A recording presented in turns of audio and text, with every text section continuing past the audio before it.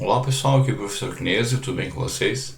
Nesse vídeo da nossa série de informática básica sobre os componentes do computador, eu vou agora falar sobre dispositivos mistos, que são dispositivos que fazem tanto entrada quanto saída, e também dos dispositivos de armazenamento que também se enquadram nessa categoria. Então, para a gente recordar aqui, sobre as operações de entrada e saída, as operações de entrada são aquelas que colocam dados na memória RAM. Então a gente já viu vários dispositivos como o teclado, o mouse, o scanner, microfone. E as operações de saída são aquelas que extraem dados da memória RAM.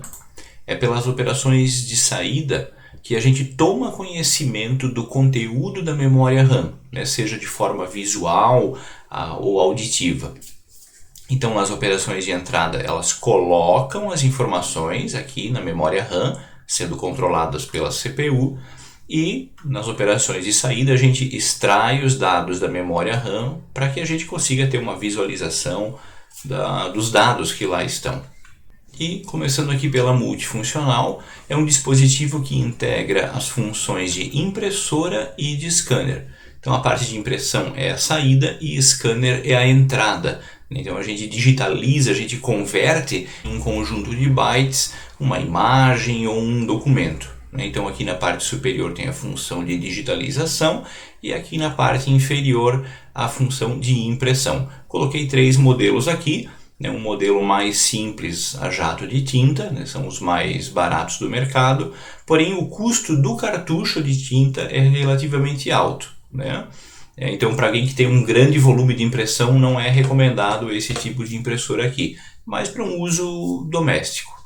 Essa impressora aqui é uma impressora conhecida como tanque de tinta, uma multifuncional tanque de tinta. Então ela tem um reservatório de tinta bem maior. O custo por impressão ele é reduzido, porque a tinta, quando é comprada nessa forma aqui, ela sai bem mais barata do que comprar esses cartuchos mais comuns. Vou dar o exemplo do meu pai, que tem uma impressora dessas aqui, só que é da HP, que ele já está há mais de 1 ano sem colocar tinta na impressora, enquanto que essa daqui, a cada 2, 3 meses, ele tinha que trocar um cartucho.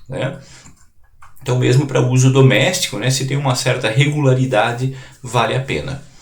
Não aconselho vocês a adaptarem uma impressora dessa aqui para usar aqueles kits que chamam de bulk ink. Eu fiz isso na minha impressora e foi a pior coisa que eu pude fazer. E eu coloquei aqui embaixo uma imagem de uma multifuncional a laser. Normalmente elas são em preto e branco, tem coloridas também.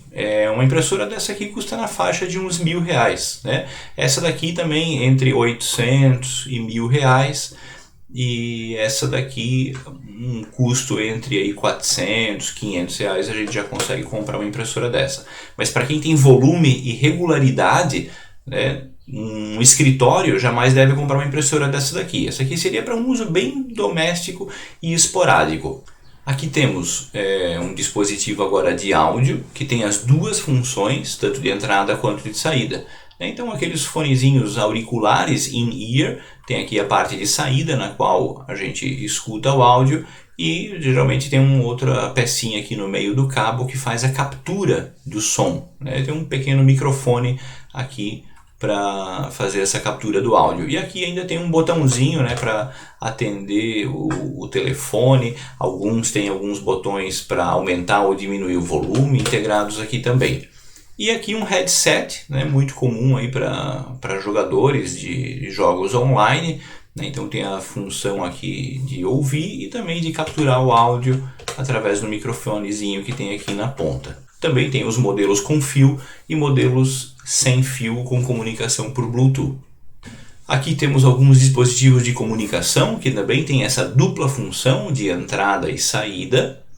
Entrada quando recebe dados, saída quando envia dados. Então, alguns dispositivos de rede aqui, como a placa para cabo UTP, o cabo de par trançado ou fibra. Eu coloquei o desenho de uma placa aqui. Isso aqui seria bastante comum em desktops. De fibra não é tão comum a gente encontrar, em desktops e notebooks. Geralmente a gente vai ter um roteador ligado numa fibra. Nos computadores não é muito comum encontrar interface de fibra. Temos aqui ainda, né, uma interface Wi-Fi. Eu coloquei aqui um modelo externo. A maioria dos notebooks já vem com um dispositivo de rede Wi-Fi. Os celulares todos também já vêm com Wi-Fi. Isso é uma coisa que a gente não precisa nem se preocupar. Existem vários padrões de Wi-Fi, né, como 802.11b, G, N, tem agora o AC. Então o B e o G eram os mais antigos. Hoje a gente praticamente só usa o N e o AC, sendo que o AC é aquele que tem maior vazão de dados. Temos ainda dispositivos Bluetooth, né? É uma outra forma de comunicação semelhante à do Wi-Fi. Normalmente a gente usa aí o Bluetooth para ligar uma caixinha de som, um fone de ouvido. A gente consegue conectar o áudio do celular em alguns aparelhos de carro, né, para atender chamadas ou para ouvir música. Então esse dispositivo ganhou bastante popularidade aí nos últimos anos. E também dispositivos de comunicação como 3G, 4G, né? Aqui eu coloquei uma pen de 4G. Esse tipo de dispositivo aqui já não é mais muito comum. Normalmente a gente tem essa funcionalidade de 3G, 4G já embutida no próprio celular. Então a gente consegue até compartilhar essa conexão 3G, 4G através de Wi-Fi com os nossos amigos ou quem estiver por perto e não tiver uma assinatura, né, de um serviço de rede móvel. E agora a gente vai para o universo dos dispositivos de armazenamento. Então, como eu falei, os de armazenamento eles também oferecem as funcionalidades de entrada e de saída de dados. Entrada é quando a gente carrega algum arquivo ou conteúdo para a memória RAM. Se eu vou, por exemplo, executar um programa que está guardado, né, nesse CD, a gente carrega o programa para a memória, então isso é uma operação de entrada. Quando a gente vai gravar algum dado, né, seja num pendrive ou no HD, aí a gente está fazendo uma operação de saída. Né? Os dados eles saem da memória RAM e são gravados nesse dispositivo de armazenamento. Então eu começo aqui pelos CDs ou DVDs, né? São discos de materiais plásticos que são lidos ou gravados por uma tecnologia a laser. Né? Não é um laser lá muito potente, porque senão ia danificar completamente o disco. Né? É uma potência bem controlada para não acontecer esse tipo de problema. Então os CDs, né, mais antigos tinham capacidade aí de 700 megabytes. Os DVDs começaram com 4.7 GB, né, e podem chegar a 18 se forem utilizadas mais camadas e também dupla face. Né? E os Blu-ray, né, que são os últimos dispositivos, né, dessa linha de discos óticos, que podem gravar de 25 GB, né, numa simples camada, até 200 GB num disquinho de plástico. Isso utilizando a técnica de múltiplas camadas e dupla face. Tá? Porém, é um dispositivo que é de certa forma frágil, né, no seu transporte, no manuseio. A gente pode sem querer arranhar e com isso perder, né, o conteúdo desse dispositivo, sendo que também ele é relativamente lento para leitura e gravação. Então é um dispositivo que foi muito comum aí há 20, 15 anos atrás, até 10 anos atrás ainda se usava bastante, né? Os notebooks eles vinham praticamente todos com um leitor de CD e DVD, e agora nos últimos anos a gente já dificilmente encontra, né, um leitor de DVD e CD para notebook. E aí o pessoal, né, para contornar esse problema, acaba às vezes comprando um dispositivo externo que a gente liga através da interface USB. E agora, um dos dispositivos mais comuns de armazenamento de dados, que é o HD ou HDD, né, que seria a sigla correta, que é Hard Disk Drive ou disco rígido. Ele geralmente tem uma capacidade muito boa, né, uma capacidade em torno de 1 terabyte, né, a gente pode observar aqui 1000 GB, né, então uma capacidade bastante razoável. Porém, né, ele é um dispositivo com peças móveis, mecânicas aqui. Então esse prato ele gira a uma velocidade relativamente alta, né? Geralmente é 5.400 RPM. Alguns modelos têm velocidades mais rápidas de giro, como para servidores e outros dispositivos. E aqui nós temos um cabeçote de leitura e gravação. Então essa parte de metal, essa peça aqui, ela se desloca aqui no sentido do centro do disco e se movimenta então para dentro e para fora aqui, fazendo a leitura e gravação dos dados. Então esse movimento mecânico acaba deixando o dispositivo lento, né? O tempo de carregar os dados para a memória RAM ele é lento. Então vocês vão perceber que a maioria dos notebooks e PCs eles vêm com HD, né, já instalados, e a hora que a gente vai inicializar o Windows ele leva um certo tempo para carregar, porque todos os dados que estão gravados no HD ele tem que carregar para dentro da memória RAM para que o sistema operacional funcione de acordo, né? Tudo que a gente vai usar no computador tem que estar na memória RAM. A gente não consegue usar diretamente os dados que estão no HD. Por quê? Porque é muito lento, né? Então tem que carregar primeiro para a memória RAM, porque a memória RAM ela é rápida e a gente consegue ter uma velocidade, uma fluidez, né, no uso do computador. Mas ele é necessário porque ele grava de forma permanente os dados, enquanto a memória RAM é temporária e quando a gente desliga o computador a gente perde o conteúdo. Então, para contornar essas limitações, né, foi desenvolvido o SSD, né, que é a sigla de Solid State Drive.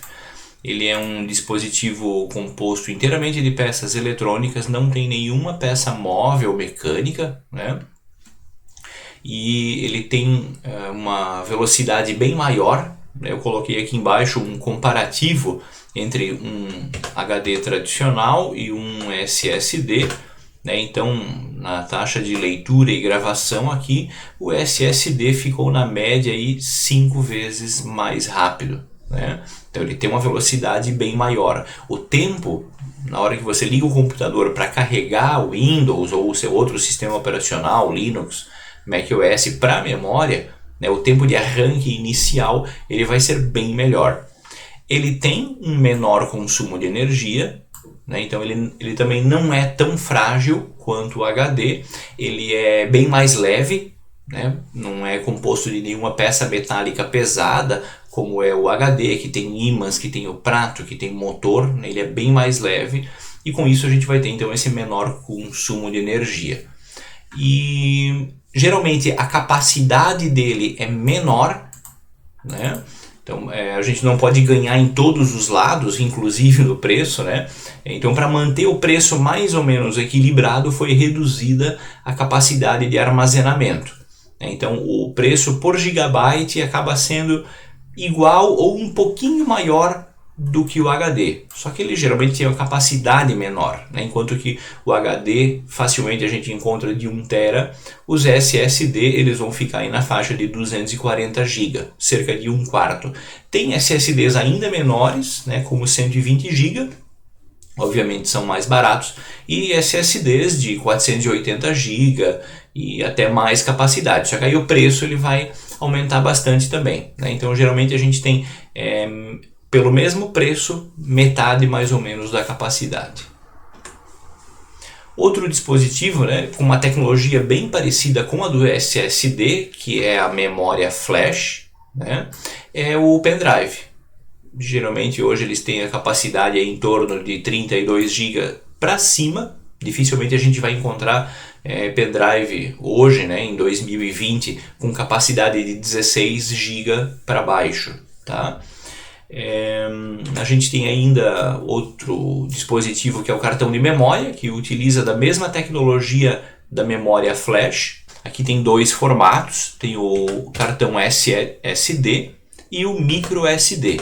Antigamente tinha bem mais formatos diferentes desses tipos de cartão. Hoje em dia, né, esses outros formatos, pela popularidade do cartão SD e micro SD, os outros formatos perderam espaço, né?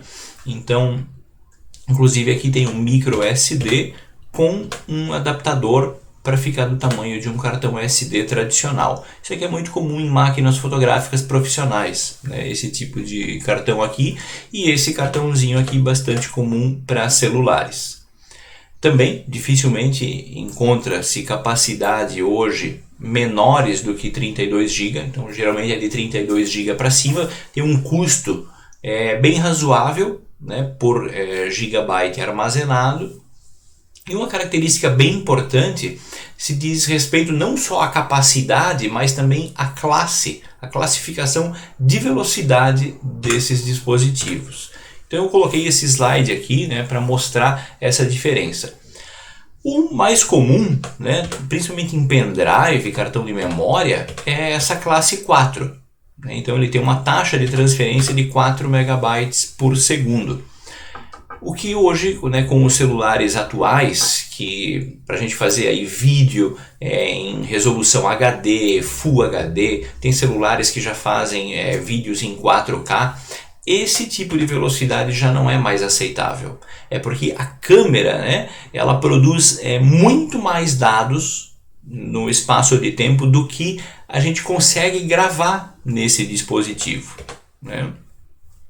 É como a gente pegar, adaptar botar uma mangueira de bombeiro no chuveiro da nossa casa, né? Para tomar um banho. O chuveiro vai estourar, né? Não vai aguentar a pressão da água. Então a gente precisa de um dispositivo mais rápido. Tá? Então eu aconselharia vocês a sempre olharem essa característica também e comprarem no mínimo esse classe 10 aqui, né?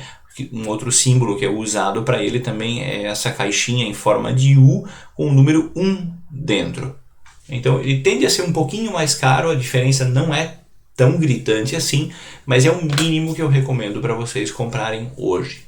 E para fechar esse vídeo aqui, falar um pouquinho mais dessa curiosidade, isso aqui já é uma antiguidade, né? Conhecida como disquete ou floppy disk, ou ainda disco flexível, né? A gente teve aí nos anos 70, 80 e 90 bastante uso desses dispositivos aqui. Então esse aqui é o disco de 8 polegadas, uns 20 centímetros aproximadamente. Com esses aqui eu não cheguei a mexer diretamente, mas esses dois modelos aqui sim, né? Os discos de 5 e 1/4, que tinham aproximadamente 13 centímetros, a medida lateral aqui, tinham capacidades entre 360 e 1.2 mega. Então eu usava bastante isso aqui no MSX, é um computador MSX Expert que era fabricado pela Gradiente, um fabricante nacional. E depois acabei usando uns discos que eram de alta densidade, dupla face, que aí chegavam a 1.2 megabytes no começo do uso do PC, os primeiros computadores pessoais, ali PC XT 286 e 386. E por último, né, eu usei bastante isso aqui na época da faculdade, né, aí no final dos anos 90, discos que iam de 1.4 até 2.8 megabytes. Hoje qualquer foto que a gente vai tirar aí com uma câmera de celular, ela praticamente ocupa aí um disquete inteiro, né? Então já não seria mais viável para a gente transportar dados. Para vocês terem uma ideia, o Windows 95 ele era distribuído em disquetes, eram 14 disquetes para a gente fazer a instalação do Windows 95. O Office, imaginem, também dava pelo menos essa quantidade de disquetes. Então a gente tinha que andar com uma caixona de disquete para lá e para cá. Mas era bastante utilizado aí, né, no final do século XX. E era isso que eu tinha para trazer para vocês nesse vídeo. Espero que isso tenha sido útil. Se foi, não se esqueçam de deixar o seu like. Se inscrevam no canal. Um abraço, fiquem com Deus e até o próximo vídeo.